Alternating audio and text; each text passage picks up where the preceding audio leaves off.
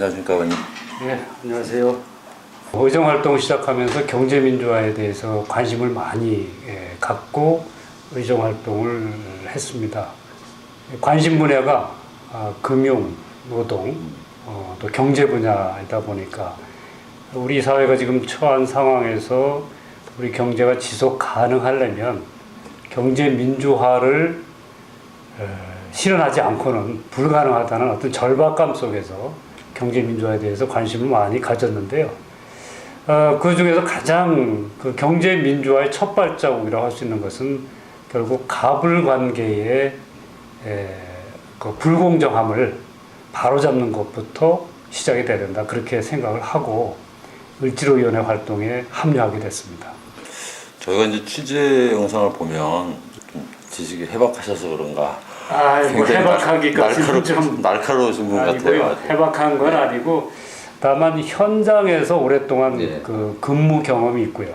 특히 또 노동 문제를 다뤄본 경험이 있고 금융 문제에 대해서는 그 현장의 모습이 현장에서 어떻게 굴러가는지에 대한 그 메커니즘을 알고 있기 때문에 어느 정도 이해가 남보다는 좀 빠르다 뿐이지 전문가는 아닙니다. 그게 굉장히 중요한 것 같습니다.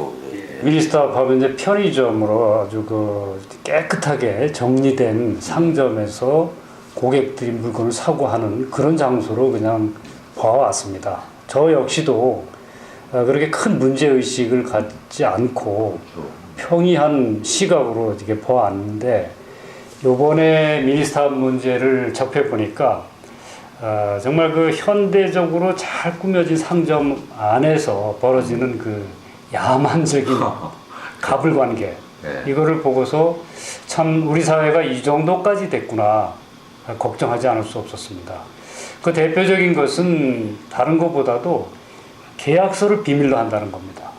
그래서 계약서를 비밀로 하고 그 계약서를 밖에도 오픈하면은 2천만 원의 벌금을 내게 하고 이거는 상당히 심각한 문제로. 한간에는 뭐 노예 계약이라는 말도 있더라고요. 그렇죠. 그런 측면에서 왜 그걸 비밀로 했겠습니까? 결국 불공정 계약이기 때문에 대외비로 했을 테고 밖에 알려져 가지고 이것이 문제되는 것을 기피했기 때문이겠죠. 그 내용적으로 들어가 보면 이를테면은 본사가 가맹점주한테 해지 통보할 수 있는 사유는 20여 가지입니다. 반면에 가맹점주가 본사에 대해서 계약 조건을 안 지키든 뭐든 해가지고 해지를 통보할 수 있는 사유는 단 2개밖에 안 됩니다. 그러니까 20여 개, 2개 완전히 불공정 계약이죠. 이런 계약이 가불 간에 어저씨 이루어진다는 것이 상식적으로 이해가 안 가는 것입니다. 그리고 이런 불공정 계약을 하고 나서 이 가맹점이 편의점주가 그 편의점에서 수익을 못 낸다고 해지를 하려고 할 때는 또 대단히 많은 위약금을 물게 돼 있습니다. 그렇기 때문에 그 위약금을 물지 못해서 적자가 나는 점포를 그대로 유지할 수밖에 없는. 그러니까 자기 돈을 계속 손해를 보면서 해지를 못하는 거예요. 그러니까 이 가맹점주는 한 번 잘못된 결정으로 인해 가지고 거기서 돈을 버는 게 아니라 계속 손해를 보면서도 이것을 정리를 못하는 겁니다. 이것만큼 사람을 괴롭게 하는 일이 없거든요. 그래서 노예계약이라고 우리는 규정하고 있습니다. 미니스톱 사례가 좀 해결될 것 같다가도 다시 또 뭐 좀 별로 좋아 보이지 않거든요. 미니스톱 문제 처음에 본사 방문했을 때 나름대로 부회장이 참회의 눈물인지 아니면 뭐 어떤 의미인지 정확지는 않지만 뭔가 진정성 어린 표현으로 대화를 했었습니다. 그래서 뭔가 피해 점주 협의회와 본사 간의 협의가 이루어지면 그래도 잘 진행이 되겠구나 이렇게 생각을 했는데 의외로 지금 진행이 잘 안 되고 있습니다. 대표적인 케이스가 우리 을지로위원회가 사실 어떻게 보면 구성되게 된 배경, 가장 중요한 계기가 남양유업건 아니겠습니까? 남양유업건 또 배상면주가 이러한 데서는 잘 해결이 됐습니다. 그래서 피해 점주들과 본사가 상생협약을 체결해서 서로가 상생을 도모하자 이렇게 해서 협약식까지 체결했고 그런 자리에 우리 을지로위원회 의원들도 같이 참여해서 축하해주고 그런 것은 상당히 참 의미가 있고 보람이 있는 그런 일이었던 것 같습니다.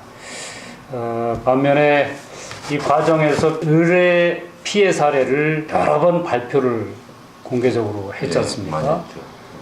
거기에서 참 많은 아픔을 안고 살아가는 을들의 아주 적나라한 모습을 보면서 참 우리 사회가 민주화가 되려면 또 경제민주화가 도래되려면 아직 멀었구나 이런 생각을 하면서 의정활동을 더욱더 열심히 해야 되겠다는 또 각오를 다지는 계기가 되기도 했습니다.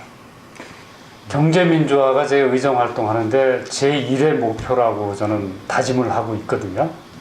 그 경제민주화가 되려면 어떻게 될 것이냐 몇 가지 생각을 해본 게 있습니다.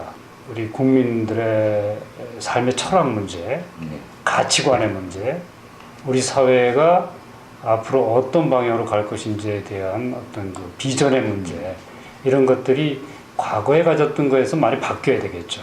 네, 바뀌어야 되는데 일단 저는 좁은 범위에서 경제민주화에 포커스를 맞춘다 그러면 첫 번째로 참 경제민주화가 되려면 독일의 사례에서도 볼 수 있는 것처럼 국가 균형 발전에 대해서 정부가 중앙정부가 또는 사회적으로 국회가 정말 지속적으로 노력을 해야 됩니다.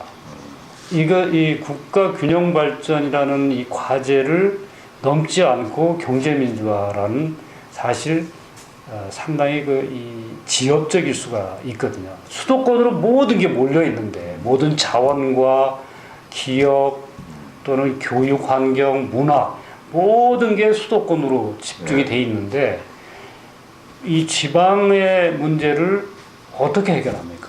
이 지방의 문제, 지역 불균등 문제를 해결하지 않고 경제민주화를 얘기하기는 그거는 어려운 거거든요. 그래서 국가 균형 발전의 문제는 노무현 대통령께서 사실은 아주 제대로 된 어떤 대안을 제시하지는 못했지만 문제의식, 아젠다를 사회적으로 만들긴 했단 말입니다.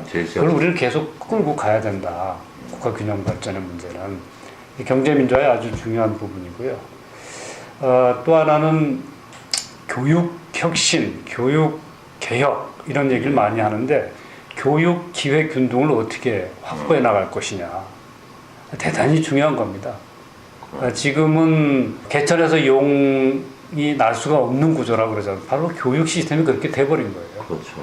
이거를 개천에서 용이 날 수 있는 구조로 뭔가 모든 사람들이 배우고 싶을 때 배우고 그 배운 걸 가지고 자기가 맞는 영역에서 일자리를 얻을 수 있는 이런 구조를 만들기 위해서도 교육 기회균등이 대단히 중요하고요.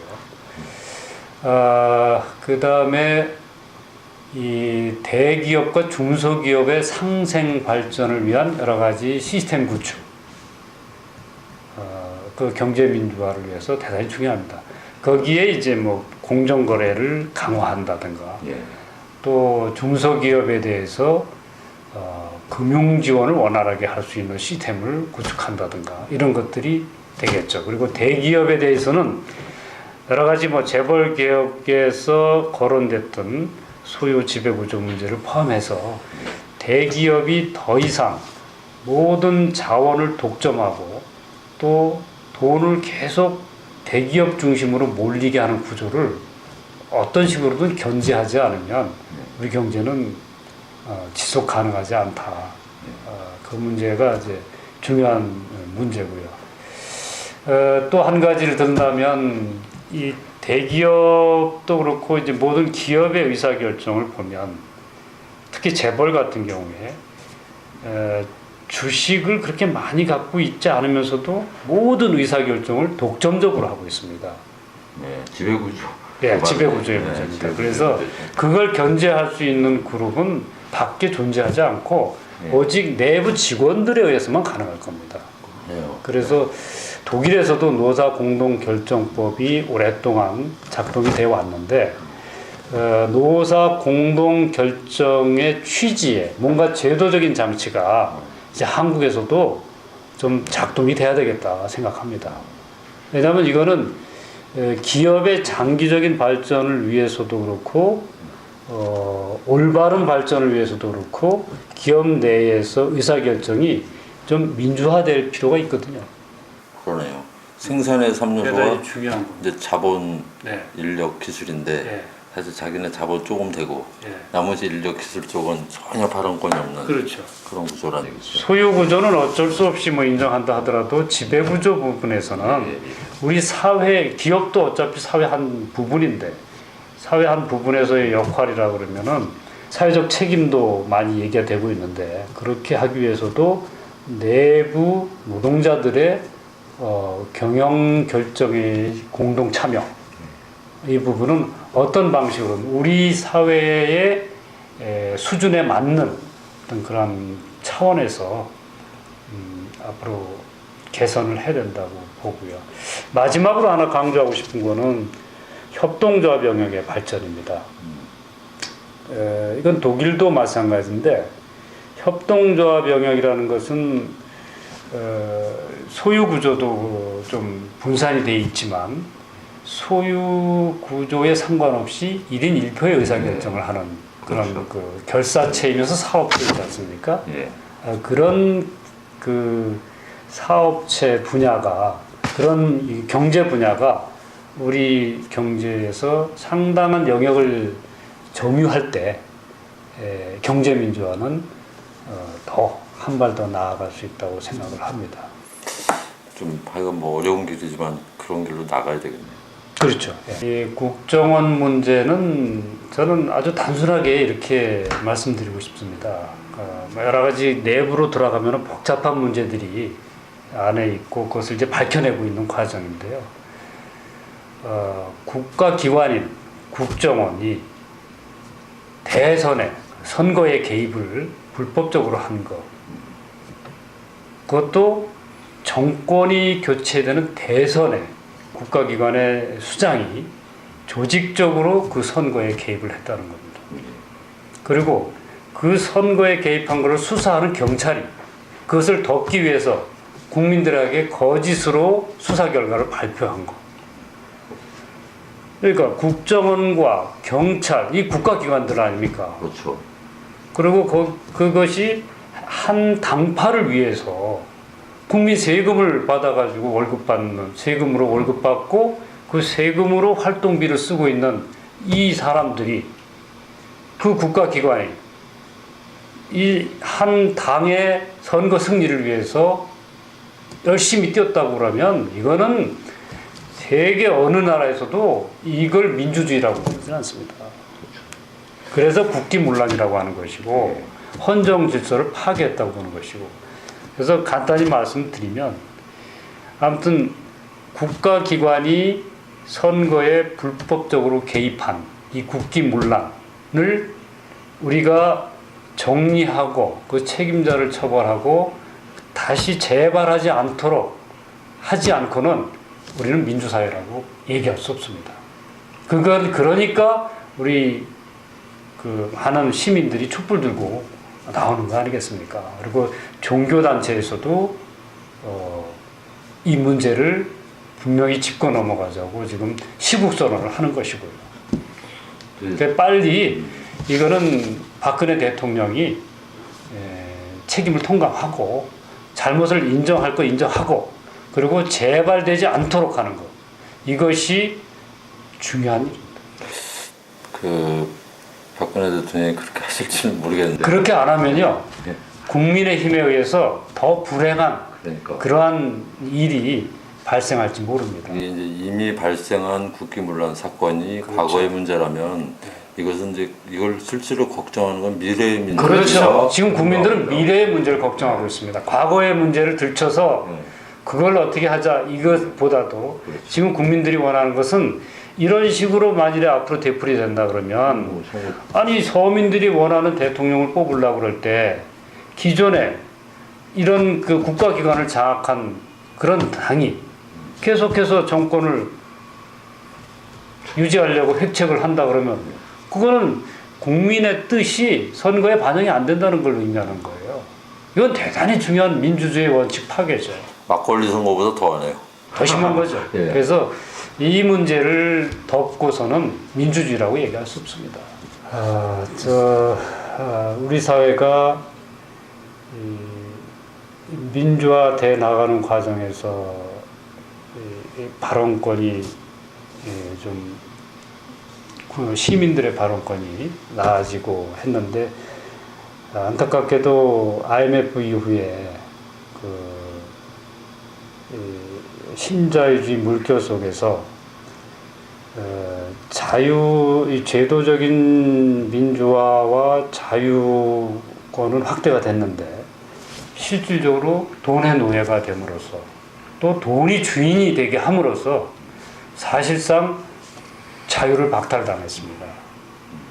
그리고 지금은 자유는 물론이고 민주주의도 그런 이 돈이 모든 것의 주인이 돼버린 상태에서 일반 서민은 물론이고 모든 국민들이 저는 뭐 자산가도 다 포함시킵니다. 행복한 삶이 아니라 불행한 삶을 살고 있습니다. 쫓기는 삶을 살고 있습니다. 돈에 쫓기는 것이고 사람이 한 평생 이 세상에 나와서 사실 죽을 때까지 행복을 추구하면서 사는 것이 우리가 원하는 거라 그러면 그러기 위해서도 경제민주화를 지속적으로 그리고 제대로 우리는 추진해 나가야 됩니다. 그래서 그런 경제민주화를 통해서 정말 우리 사회가 사람 중심의 사회로 되고 그 사람끼리의 대화와 소통 그리고 정을 나누면서 행복을 느끼는 사회가 됐으면 하는 바람입니다. 감사합니다. 네, 감사합니다.